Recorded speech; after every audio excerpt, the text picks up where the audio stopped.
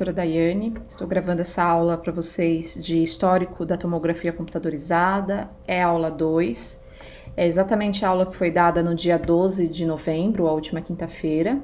Estou gravando novamente para vocês porque a gente teve ainda algumas inconsistências no sistema RNP. Estou compartilhando aqui minha tela só para vocês entenderem. Então a gente está na fase ainda de processamento, né? Os horários aqui ainda estão errados, né? Teve um delay aí em relação ao horário. Mas só para vocês entenderem, enquanto a gente não sair desse status de processamento, a aula não fica disponível, tá? Eu já entrei em contato com a equipe que está realizando os testes, né, e acompanhando o serviço RNP. E assim que a aula ficar disponível, aí eu informo vocês. Enquanto isso, eu vou gravar aqui porque aqueles que não puderam assistir, né, e pra gente não ficar com conteúdo acumulado, tá? Então vamos lá.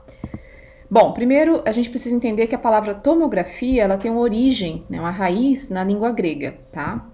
Então, aqui no português, né, e na classificação atual, né, a palavra tomografia, ela significa, né, um exame radiológico que permite visualizar estruturas anatômicas, né? Porém, a gente tem a origem grega dela, tá? Então, a primeira parte da palavra é o tomos, né, que significa corte, e a segunda parte é o grafos, que significa a escrita, né, o registro, o desenho. Então, tomografia nada mais é do que o registro dos cortes, né? Uma forma de se registrar cada corte, né, feito no sistema computacional, né, no caso, hoje atualmente, referente à anatomia humana, tá? Então, é o estudo do corpo humano em cortes, tá? Bom, para a gente falar de tomografia, é muito importante a gente entender que ela surgiu, a necessidade de se estudar o corpo humano, ela não surgiu só com a radiologia, ela surge bem antes. Então, vocês já tiveram aí a disciplina de anatomia, né, possivelmente, e aí nessa primeira fase do curso, né, vocês observaram que a anatomia humana, ela foi o início de tudo, né, em termos da imaginologia, tá? Então, sempre existiu a necessidade de se entender o corpo humano observando ele. Um dos primeiros pesquisadores médicos que foram responsáveis pelo registro da anatomia humana foi Galeno, tá? Galeno, ele escreveu um livro de anatomia baseado nas dissecações que ele realizava. Então, ele fazia cortes no corpo humano e, então, ele escreveu um livro, né, com base nisso. O único problema é que o livro dele baseava-se na anatomia de um macaco, né, da espécie barbárico. E esse macaco, claro, apesar de várias características semelhantes, né, que o Homo sapiens tem em relação, né, ao animal macaco, a gente sabe que existem variações. Então, né, hoje em dia isso já é considerado algo errado, né? A anatomia humana não deve se basear na anatomia animal. E aí a questão também é que esse livro que Galeno fez, ele ficou por muitos anos, por 1.300 anos, sendo considerada a referência, a autoridade na anatomia humana. Então, de fato, é algo bem interessante quando a gente olha hoje nessa perspectiva. Aqui uma cópia do livro, né, a foto da página inicial do livro. Chamava Prima Classes, ou seja, a primeira aula. Bom, aí muitas escolas médicas, né, foram se formando, né, então em 1200, 1300, né, e essas escolas médicas, ou seja, esses estudantes de medicina, como a gente observa aqui nessa representação, eles precisavam, né, usar um modelo, né, ter alguma referência, e a referência era o texto traduzido aí de Galeno. Lembrando, né, que tinha essa questão aí da anatomia estar um pouco distorcida. E aqui a gente observa a necessidade, né, como cresceu o número de escolas de medicina e a necessidade de se entender o corpo humano, né, conhecer bem o corpo humano, né. Até que a gente tem um outro ponto bem relevante aí na história da anatomia, que é Andreas Vesalius. Então, Andreas Vesalius, ele percebeu que o livro de Galeno era severamente falho, né, e tomou uma atitude. Muitos já tinham percebido, mas Andreas Vesalius tomou uma atitude que foi revolucionar o estudo de anatomia. Então, ele começou a introduzir o conceito de que todos os alunos deveriam participar, né, nas dissecações, né? Então, se vocês observarem aqui na imagem anterior, né, as pessoas, né, alguns participavam, outros apenas observavam, né? Então, Andreas Vesalius começou a introduzir que todos deveriam participar e ele criou um novo livro. Então, ele fez dissecações, criou um novo livro que substituiu o livro aí de Galeno, né? Então, Galeno teve a sua contribuição realmente muito importante, mas em tempo aí foi substituída por Andreas Vesalius. Então, é o Corporis Fabrica, né, o Fabrica, de 1543, então o Brasil aí estava engatinhando ainda, né, ou nem isso. E aqui a gente observa alguns desenhos, né, a precisão anatômica muito melhor. Se vocês observarem desenhos da obra de Galeno, o coração está bem distorcido disso em relação a esse desenho aqui de Andreas Vesalius. Ou seja, né, Andreas Vesalius passou a ser considerado o pai da anatomia moderna. Aqui é uma cópia do livro dele mais atualizada. E, de fato, esse trabalho revolucionou a anatomia no mundo inteiro, né? E continuou a necessidade, a busca por entender melhor o corpo humano. Então, esses alunos de medicina, médicos, sempre tiveram aí, desde o início, essa ânsia por entender bem o corpo humano. E a gente pode observar isso bem aqui nessa obra-prima também. É um quadro, possivelmente vocês já devem ter visto. Esse quadro retrata uma aula clássica de anatomia, né? Facilmente vocês podem identificar aí quem seria o professor. A gente observa aqui, né? Esse que tá com a roupa diferenciada, o chapéu diferenciado, era o professor, tá? Então ainda tinha esses conceitos de que somente o professor poderia, né, de fato, fazer o processo, né, de dissecação. E aqui os alunos observando atentamente, né, fazendo as anotações deles. É um quadro bem interessante, eu costumo usar bastante em anatomia no início para a gente estabelecer como que é o modelo de aula antigo e o modelo de aula atual. Esse quadro chama Lição de Anatomia, do Dr. Nicholas Tulp, e é um quadro aí de Rembrandt, que foi, né, criado, pintado, né, em 1623. Bom, a anatomia teve uma revolução ainda maior, né, então não só o livro de Andreas Vesalius, mas outra contribuição muito importante foi em 1895 com a descoberta dos raios-x, né? Então, William Conrad Röntgen, em seu laboratório, fazendo experimentos, né, descobriu o raio-x e essa descoberta permitia, então, o estudo da anatomia interna. Tá? Então, estudar o corpo humano, a anatomia humana, de modo não invasivo, sem ter que fazer ali somente por meios cadavéricos, né? Por exemplo, a dissecação. Então, dá para estudar a anatomia humana também por meio de imagens. Tanto é que hoje a gente tem a disciplina, a ciência de anatomia radiológica. Essa contribuição foi, né, de grande proporção e recebeu reconhecimento em 1901 por meio do Prêmio Nobel. Hoje, o que a gente pode observar quando a gente fala das imagens radiográficas e da anatomia, né? Então, primeira coisa é que a anatomia que a gente visualiza numa radiografia é uma anatomia bidimensional. Ou seja, a gente tem duas dimensões. A gente tem a largura, a gente consegue ter uma ideia de largura, dá para medir, aferir a largura, e a altura. Vamos colocar em termos simples aqui. Então, a gente tem duas dimensões, bidimensional. E, ao mesmo tempo, a gente tem a sobreposição, né? Então, por exemplo, aqui vocês conseguem visualizar a clavícula, né?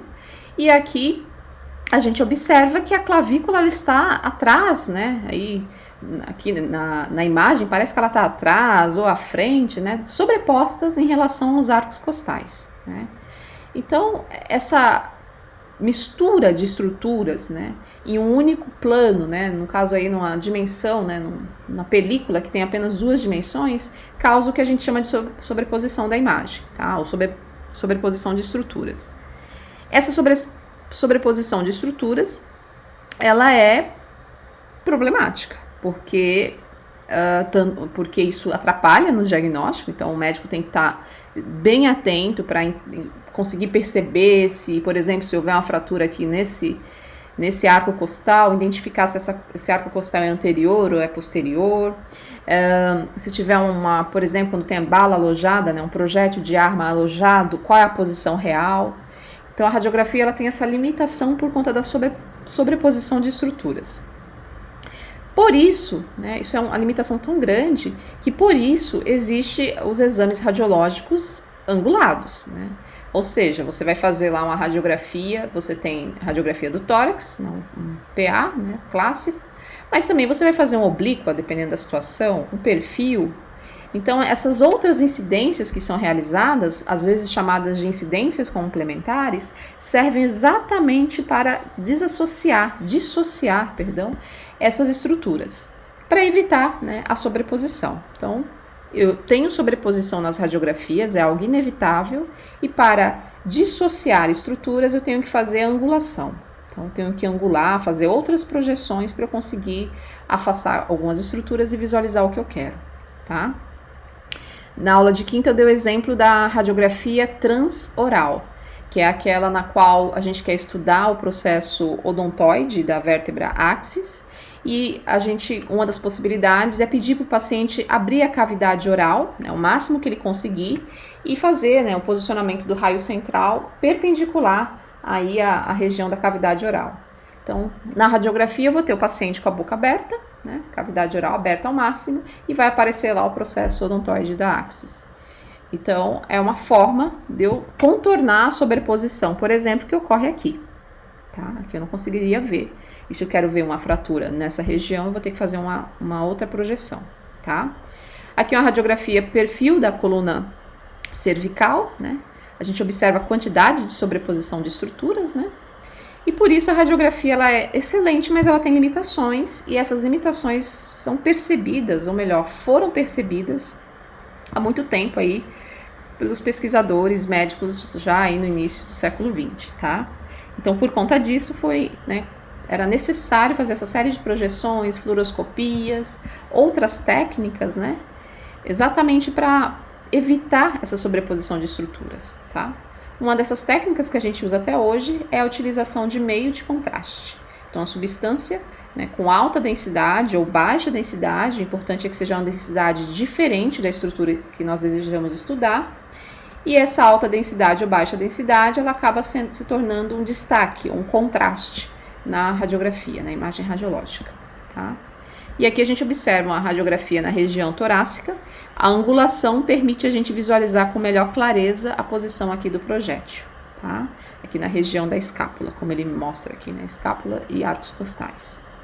Por isso a gente pode, né, observar e colocar como um ponto alto que produzir radiografias, né, o termo comum, tirar radiografias de diferentes ângulos, nos ajuda no diagnóstico clínico, tá? Porque o centro da imagem é nítido, mas os detalhes fora da área de interesse são borrados. Ou seja, conforme a gente vai projetando, fazendo novas projeções, por exemplo, na radiografia de crânio, as estruturas laterais ficam borradas e o que a gente coloca como foco no raio central vai ficar bem centralizado. Bom, esse é um aspecto muito importante, né? Projeção de imagens. Porém, para a tomografia, de fato, né, existir como uma opção, o primeiro ponto, aspecto histórico que a gente pode colocar aqui é do ano de 1917. Então, desde a descoberta do raio-x até meados aqui de 1900, início dos anos de 1900, a gente pode considerar que a forma que os médicos utilizavam para, de fato, produzir imagens sem sobreposição de estruturas, basicamente era fazendo angulação do tubo, tá? Essa era a situação que eles tinham, né? Porém, esse matemático Johann Randon, o que ele fez? Em 1917, ele desenvolveu um trabalho teórico, ele era um físico teórico, mas que mostrava que um objeto, né, tridimensional, ou seja, um objeto volumétrico, ele poderia ser construído a partir de imagens bidimensionais. Então, olha que interessante. Em termos simples, poderia pegar uma radiografia 2D, duas dimensões, comprimento e altura, por exemplo, largura e altura, largura e comprimento, né? E transformar numa imagem 3D, 3 dimensões. Então, eu teria largura, o comprimento ou altura e também a profundidade, o volume. Então, era isso que o modelo matemático de Johann permitia, né, concluir. Porém, era um trabalho muito interessante, mas ainda era um trabalho que não era prático. Ele era um físico teórico, ele fez uma suposição, teve todo o modelo matemático, mas a gente precisava de alguém que fizesse, como eu coloco aqui, uma conexão com a radiologia. Ou seja, trouxesse isso para a prática aí da radiologia para então criar a tomografia. Aí, em 1921, André Bocage, ele fez aí, né, um desenvolvimento aí de uma teoria que é exatamente, né, muito semelhante ao que a gente define tomografia hoje em dia. E nessa teoria, basicamente ele considerava que se movimentasse, né, tanto o tubo de raio-x quanto o detector, né, o resultado seria um corte, né, um tomograma, né, uma fatia, né, escrita, desenhada, né, borrada. Mas, apesar de ser borrada, ela seria uma fatia, né, uma pequena amostra, né, ali daquela anatomia estudada. Então, por isso, muitos consideram ele o pai da tomografia, né, porque ele realmente conseguiu descrever o princípio para fazer, né, um estudo mais detalhado do corpo. Tanto é que foi chamado de radiografia em fatias. Aqui está o modelo do desenho dele, né, a projeção. Aqui tem um artigo para quem quiser ler com mais calma, né. E aqui o que eu destaco é que, apesar dele ter tido essa grandiosa ideia, né, descreveu todos os princípios básicos, né, para fazer o estudo em fatias, né, do corpo humano, mas o problema é que ele não conseguiu manter a patente disso por muito tempo. E principalmente não houve empresa interessada em fazer, né, tirar esse modelo teórico do papel e transformar no modelo prático, né, transformar em um produto. Isso realmente era muito necessário, né. Então, somente em 1937, né, tá aí um bom período, que de fato o aparelho chamado Biotomy, ele foi criado, construído pela empresa George Maziotti. Então, resumindo aqui, a tomografia, né, o estudo do corpo humano em fatias foi idealizado por André Boccage em 1921, tá? Mas realmente o primeiro aparelho só foi construído em 37 e ele já não tinha mais a patente. Aí, 1930, então um período aí de cerca de 9 anos, né? Depois, a gente tem aí o outro pesquisador, um italiano, chamado Alessandro Valebona. Esse pesquisador, né, um médico, ele também desenvolveu uma estratégia bem interessante, né? Então, ele fez uma técnica, né, que fazia com que o equipamento girasse ao redor do corpo, né? E conforme o equipamento ia girando ao redor do corpo, né, o filme que iria registrar a radiografia, né, iria ficar estático, né, parado. E conforme esse equipamento, né, girava ao redor do corpo humano, ele ia obtendo radiografias da superfície do corpo. Então, como se fosse um estudo das camadas mais superficiais do corpo humano. Por isso, passou a ser chamado de estratigrafia. Essa técnica, ela foi sendo aprimorada e depois ela recebeu o nome de tomografia axial. Observe bem, não é tomografia computadorizada, é somente tomografia axial, tá? Então, vocês sabem lá do corte axial, né? É o corte que vai dividir aí o corpo humano em parte superior e parte inferior, né? Uma fatia mesmo do corpo humano. E essa tomografia axial, esse estudo em cortes mesmo, em fatias, então foi concebida essa ideia por Alessandro Valebona, em 1930, tá? Se você pesquisar, vai estar aparecendo como estratigrafia. E o equipamento era esse aqui, tá? Aqui na parte inferior o filme ficava posicionado. Aqui na parte indicada como B, o paciente era posicionado. E aqui isso ia se movimentando, como se fosse uma balança. Aqui nessa imagem a gente não tem um posicionamento do tubo. Mas o tubo de raio-x poderia ser colocado em qualquer direção aqui, junto com o sistema, né? E ia fazer com que ele girasse.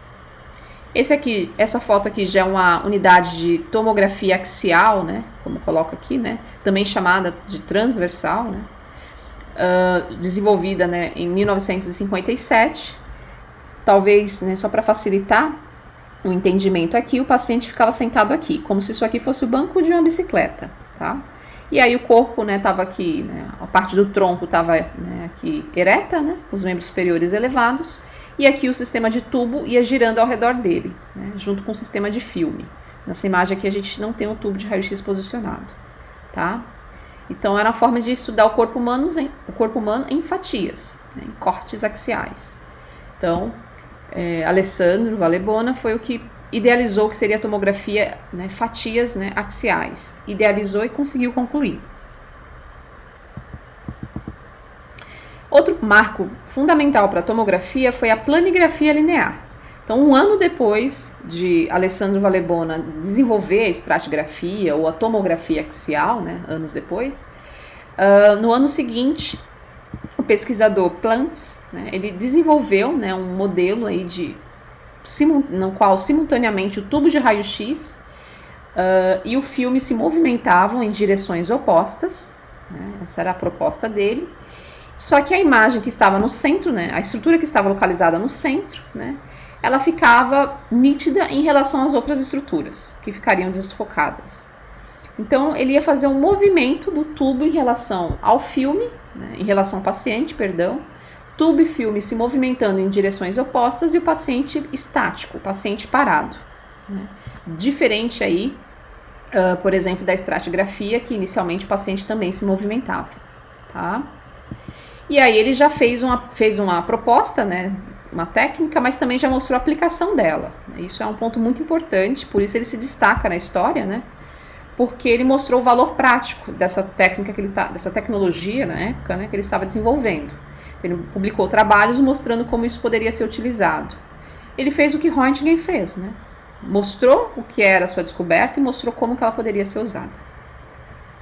Anos depois, o que era planigrafia se tornou tomografia linear. Aqui eu mostro um esquema representativo, né, da planigrafia. Então aqui você tem um tubo de raio-x em uma posição. Do lado oposto você tem um sistema de receptor de imagem, um filme. Nesse caso seria um filme.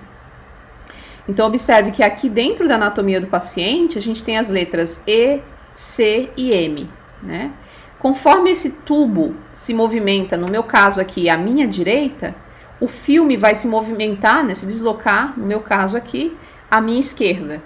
Então, observe, são movimentos opostos do tubo em relação ao filme. Porém, o paciente está estático.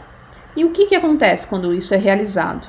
Então, se você observar as três letras aqui, né, a estrutura central, que é a C, ela continua aqui no centro. E as estruturas superficiais e profundas, né, elas se afastam, elas ficam borradas, no caso. E a estrutura que você quer realmente analisar fica centralizada. O mesmo ocorre se eu movimentar esse tubo em direção oposta, ou contrária. Então aqui apenas vai mudar, né, a percepção aqui das estruturas, mas a estrutura central, representada pela letra C, ela continua aí destacada e nítida. Então, realmente, a estrutura focada ela parece mais nítida, em contraste com as estruturas distantes que aparecem desfocadas. Aqui é uma representação do planígrafo, que também foi produzida aí pela Maziotti, uma empresa bem atuante naquela época. Tanto lá a tomografia axial quanto o planígrafo, né? E aqui a gente observa uma radiografia, né, da região do crânio, né, feita, né, exatamente nesse princípio. Então, é uma imagem radiográfica, né, de fato, mas ela foi feita com a técnica de planigrafia. Então, o tubo e o filme se movimentavam em direções opostas. Vantagens. Poderia ser realizadas várias radiografias com diferentes incidências e planos. Era usado um filme só, por isso que a imagem sai borrada, né? Porque você está movimentando em várias direções, mas permitiam a localização espacial específica. De fato, era utilizada primeiro em estudos cerebrais. Aqui é uma representação desses dois equipamentos que eu falei por último, né? Então, tanto aqui do sistema de planigrafia, né? O planígrafo. Então, a gente tem o tubo na parte superior e o sistema aqui embaixo representando, né, o sistema filme. Isso ia sendo deslocado, né, conforme era realizado o estudo. E aqui a gente tem aí a tomografia axial, né? Então, o paciente fica sentado aqui nesse banco de bicicleta. Aqui dá para observar, nesse caso aqui ele está em ortostático, né, mas poderia ser sentado também. E aqui o tubo, se vocês observarem aqui, ó, ele vai girando ao redor do paciente, junto com o sistema filme. E o paciente, né, em alguns casos, ele também se movimentava, né? Então, às vezes, eles deixavam fixo o filme e movimentavam o paciente e o tubo. Aqui na planigrafia, a gente tem o tubo e o sistema filme se movimentando e o paciente fixo. Essas imagens estão disponíveis, né, são do Museu do Raio-X em Lennep, na Alemanha. Bom, então, tudo isso e ainda a tomografia computadorizada não surgiu, né? Uma outra data importante é de 1934. Então, 3 a 4 anos depois aí da planigrafia, Gustav Grossmann, ele fez uma grande, vou dizer aqui, uma grande estratégia, né, científica, porque ele fez estudos bem, né, extensos sobre os princípios matemáticos e geométricos da tomografia. Então, até então, as pessoas estavam fazendo equipamentos e produzindo imagens. Mas foi Gustav Grossman que, de fato, sentou, analisou todos os princípios matemáticos e geométricos daquelas tecnologias que estavam sendo desenvolvidas. E por conta disso, né, desenvolveu também um aparelho, né, que conseguia permitir aí como diferencial o movimento horizontal desse filme, né, enquanto o tubo fazia um movimento, né, um arco vertical, ou seja, nessa imagem a gente consegue ver que o tubo se movimenta, né, nessas direções aqui, e o filme ele apenas, né, escorrega de um lado para o outro, o que lembra bastante a tomografia, a planigrafia, perdão. A diferença é que a angulação não precisava ser 100% oposta, né, à movimentação do tubo.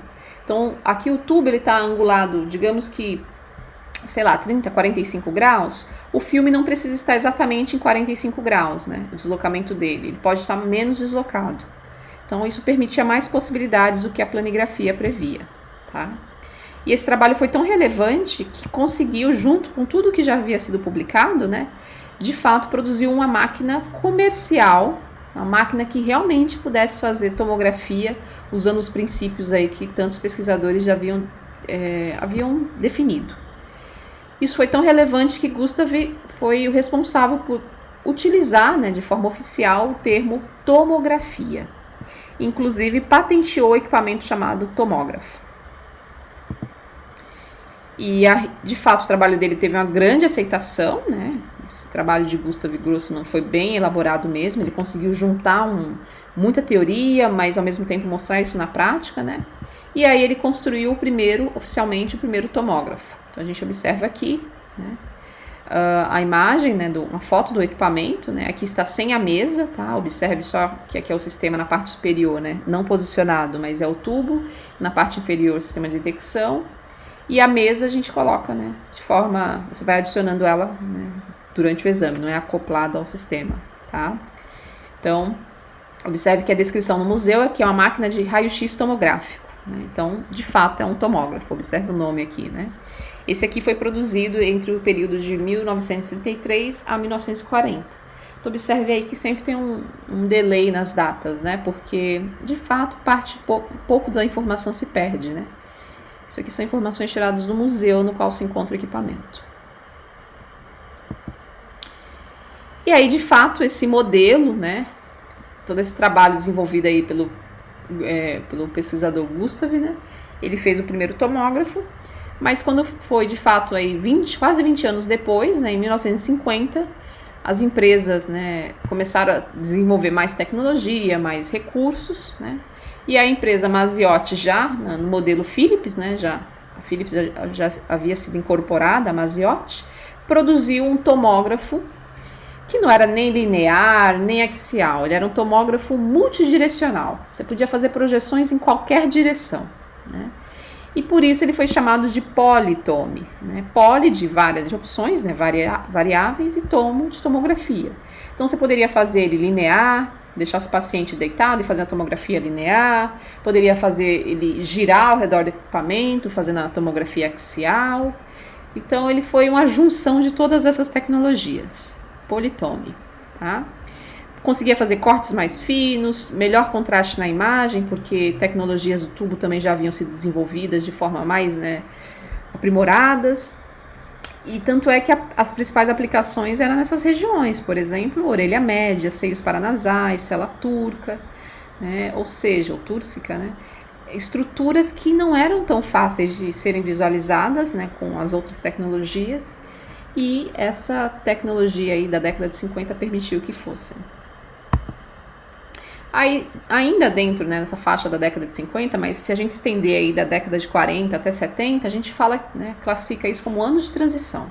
Anos de transição, porque a tomografia foi se consolidando, né, essa tomografia aí multidirecional, né, por meio do politome, mas ainda assim a gente não tinha um tomógrafo computadorizado.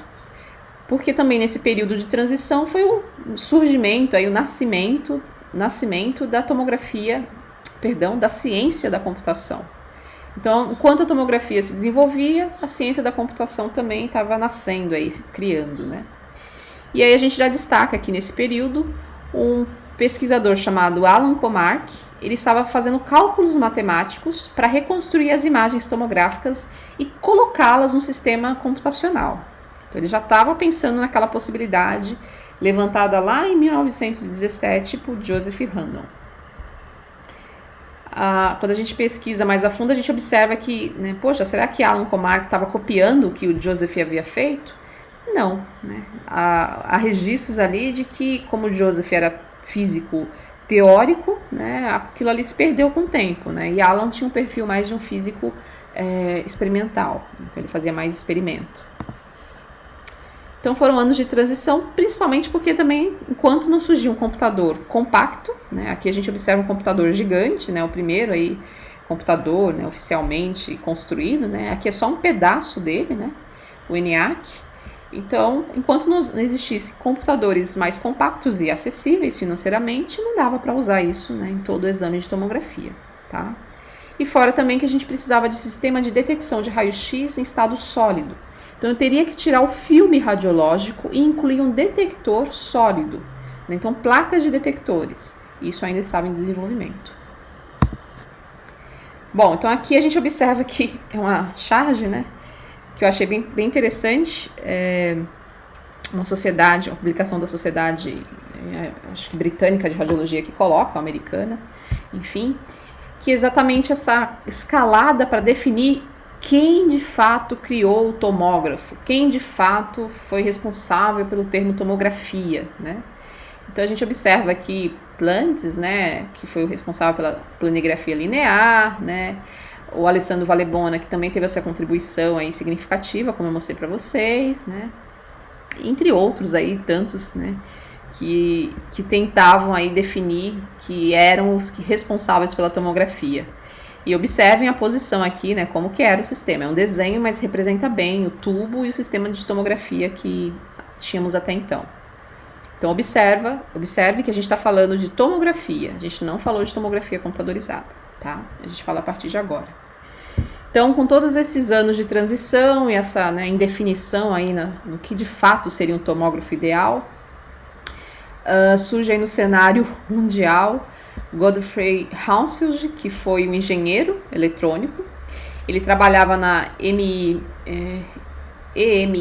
Music, né, que foi a produtora dos Beatles, né, uma empresa de música muito importante, né, estúdio de música, né, famoso internacionalmente, mas que tinha um laboratório de pesquisas científicas, laboratório de ciência, né. Então, Hounsfield trabalhava nesse laboratório, tá? E aí, durante bons anos, ele começou a fazer uma série de estudos, né, exatamente observando essa escalada pela tomografia, mas fazer isso de forma digital, pegar esse tomógrafo, melhorar ele e transformar em algo computadorizado, né. Então, juntaram forças aí, Hounsfield com Comarch, exatamente o Alan que eu havia mencionado agora há pouco, que estava fazendo estudos com modelos, né, Alan Leonard, MC Leonard. Bom, além disso, a gente pode mencionar também aqui como destaque, né, que a proposta deles era fazer o primeiro aparelho prático de tomografia, né, um aparelho que pudesse ser usado na prática, na clínica, que não fosse algo só teórico, né, de tomografia axial, ou seja, estudar o corpo em fatias, né, mas computadorizada. Então aqui a gente observa o primeiro protótipo, um tubo de raio-x, aqui como se fosse um Phantom, né, de estrutura cerebral, e aqui um sistema de detecção.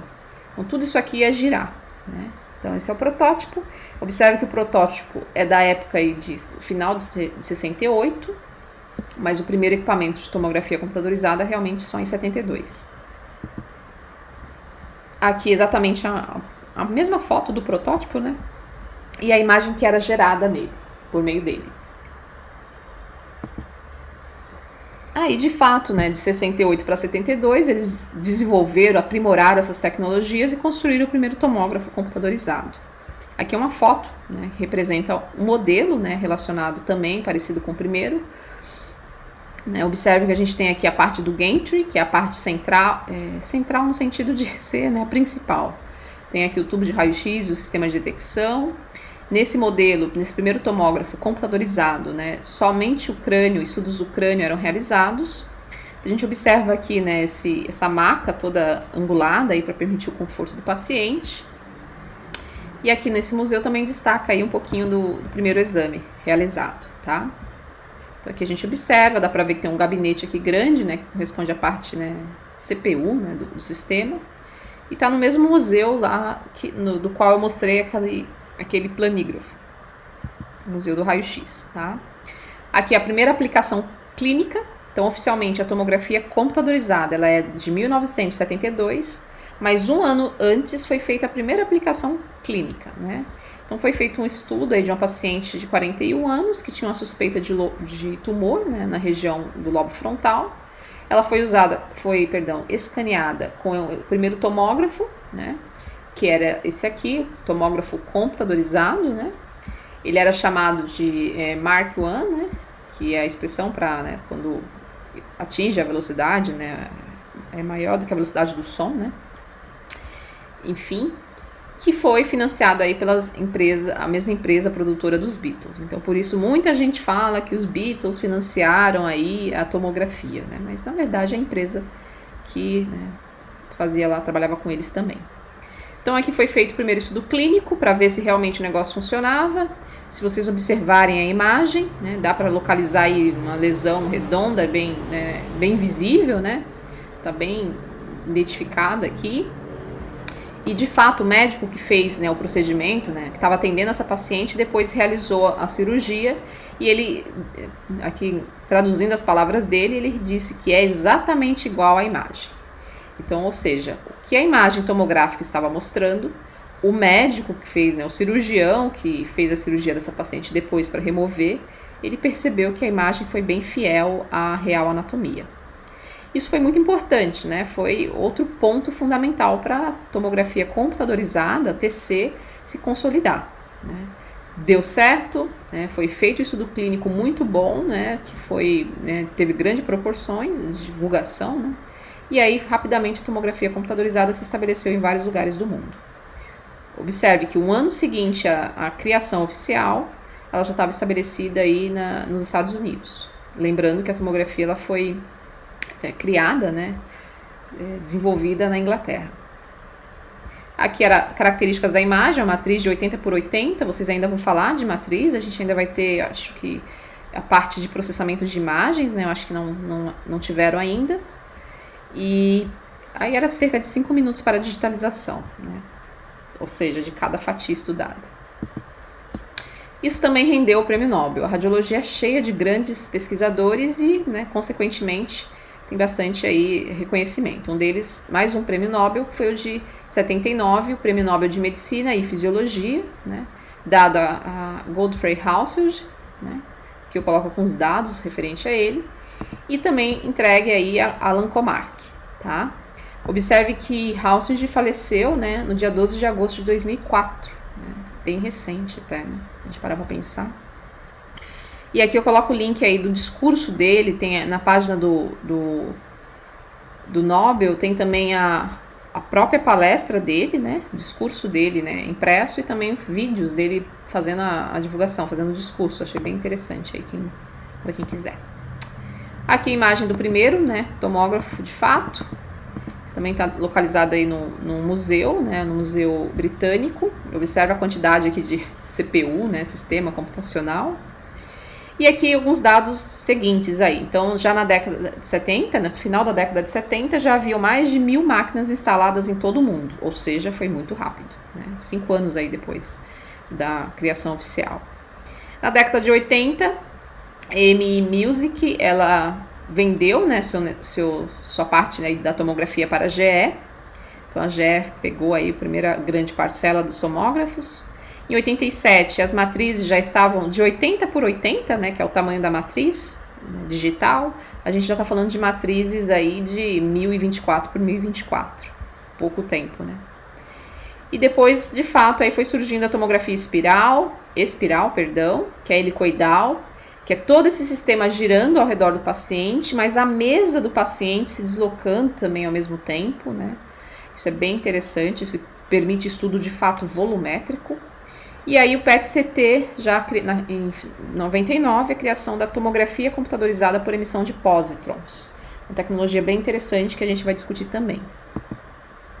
E aí já tinha scanners de 8 a 6 canais ou fatias, né? É um termo que a gente usa bastante. né? Toda vez que você vai numa palestra ou no congresso, num evento que está vendendo tomógrafo, o pessoal fala, esse aqui tem tantos canais, esse aqui é 64 canais, né? A palavra canais, em termos simples, significa fatias. Quantas fatias ou quantas fileiras, né, de detectores aquele sistema tem. Quanto maior o número de fatias, fileiras de detectores, mais rápido o sistema é. É por isso que todo mundo quer, né, sempre o tomógrafo com o maior número de canais. Mas aí tem a questão da dose de radiação, então isso aí tem que ser bem analisado. E, enfim, outros dados aqui. Aqui a gente observa uma tomografia e uma necrópsia do mesmo paciente, tá? Então a gente observa que a imagem tomográfica, ela de fato tinha uma aplicação clínica maravilhosa, porque realmente era e é até hoje, né? Muito precisa, né? Dá informações referentes à anatomia assim, muito bem produzidas. Então a gente tinha uma tomografia, imagens tomográficas desse tipo, né? Então aí no início aí entre 72 até 80 e poucos, né? E hoje a gente já tem imagens tomográficas desse nível, né? Então a gente consegue ver detalhes, né? A gente consegue ver, por exemplo, a estrutura aqui do septo nasal, né? A lâmina perpendicular, o finalzinho aí do vômer com a lâmina perpendicular do etimoide, a gente consegue ver conchas nasais, seios nasais, uma série de outras estruturas que são visualizadas também na radiografia, mas não com esse nível, né? Não na forma de fatias, né? Separadas, né? Fatia por fatia do corpo humano, né? Então realmente é algo muito interessante, muito importante. Não importa qual área você pretenda atuar, conhecimento de tomografia é algo vital, né? Porque sempre existe um tomógrafo no hospital, dificilmente não tem, e sempre vão precisar de um tecnólogo para operá-lo, né? Então, conhecimento nunca é demais. Aqui eu coloco um pouco do avanço da tomografia, né? Lembrando que CT, né, é a sigla em inglês para tomografia computadorizada, e PET é a técnica de tomografia por emissão de pósitron, né? Basicamente é a tomografia computadorizada misturada e somada com a medicina nuclear. A imagem tomográfica, a imagem de cintilografia e a sobreposição, a soma aí das duas, né? Você tem anatomia e função. Você vê a estrutura anatômica e vê a atividade dessa estrutura anatômica, a fisiologia. E aqui um tomógrafo, né, até moderno, né, bem bonitinho, né, bem compacto. Aqui o sistema como funciona. É um tubo de raio-x e um conjunto de detectores vão formar uma imagem como essa, né? Tudo isso acoplado a um sistema computacional. Lembrando que aqui eu estou mostrando duas imagens da terceira geração de tomógrafos. Hoje em dia a gente usa algo mais tecnológico ainda, a gente tem detectores espalhados aí, né? E fileiras maiores de detectores. A gente vai falar isso na próxima aula. E as vantagens, né, a gente já percebe, né? Um estudo muito mais avançado da anatomia humana, né? Então, por exemplo, se você vai estudar trauma torácico, você consegue avaliar desde fratura na costela, pneumotórax, fratura vertebral, qualquer fratura em qualquer região, né? Estrutura óssea nessa região. Consegue visualizar patologias aórticas, né, com bastante precisão, aneurisma, estenose, enfim, né, patologias vasculares diversas. É muito utilizado para estudo de embolia pulmonar, né, maravilhoso o estudo da tomografia para a região pulmonar, e também para a região vascular, cerebral, né, inquestionável. Claro que a ressonância ela estuda melhor a parte neurológica, né, os tecidos partes moles, mas a tomografia para estudo cerebral é interessante para estudar essas estruturas ósseas, observar hematomas, né? Estadiamento do câncer. E aqui, para finalizar, eu coloco um exemplo de uma linha do tempo, desenvolvida aí pela GE, mostrando o desenvolvimento da tecnologia deles, né? Então, a história da tomografia aí de 71, quando foi feita a primeira aplicação clínica, em 74, quando começou o estudo do corpo inteiro, até aqui meados de 2002, né? Então, é um exemplo de uma linha do tempo. Entender a linha do tempo da tomografia é muito importante, porque nos permite entender o que foi, né? Além da parte cultural, né, de ter esse conhecimento, que é algo muito importante, entender também o que evoluiu na tomografia e o que precisa evoluir. Por isso, a proposta que eu coloco aqui para vocês, referente a essa aula, é vocês desenvolverem aí, né, todos nós, né, eu já coloquei alguns itens, desenvolvermos uma linha do tempo da história da tomografia. Então, tanto a tomografia, né, convencional, como a tomografia computadorizada. Então, basta você clicar nesse link, né, ele vai te direcionar para o Time Graphics, que é o site, né, que permite isso. Observe que é uma atividade pedagógica, não vale nota, mas é importante a sua participação. Então, assista a aula de hoje, depois que você leu, fez as suas anotações, inclua, né? Pode ser também o que a gente coloca aqui, né? O que eu coloquei aqui como os tópicos da parte histórica, nem todos estão lá, né? Podem colocar, melhorar, colocar imagens, né? Para a aula ficar mais rica. Eu deixei um vídeo mostrando como trabalhar essa linha do tempo lá no Moodle, tá? Tá lá na parte da atividade pedagógica, tá? Lembrando que é essa aula 2. Qualquer dúvida, entre em contato, tá bom, pessoal? Obrigada e por hoje é isso.